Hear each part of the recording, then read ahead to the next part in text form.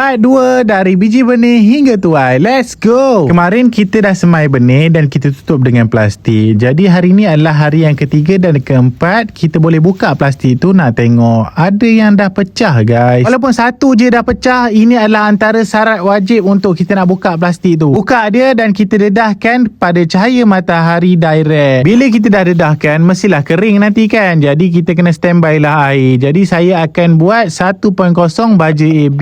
Saya guna pump sprayer saja untuk mudah kita nak sembuh keseluruhan kita punya tray semai. Bila kita dah jemur tengah panas ni, korang tengoklah dia akan kering dia punya pit moss tu. Nanti kita akan sembuh dia bagi basah. Ini pula hari yang ke-6. Korang tengok daun dia dah start naik dah macam tu. Tapi jangan lupa bila kering kena sembuh tau, bagi basah balik. Ada orang komen perlu ke kita rendam dulu benih tu sebelum semai. Kalau saya memang tak rendam, sebabnya saya nak memudahkan kerja. Alhamdulillah 99% bercambah.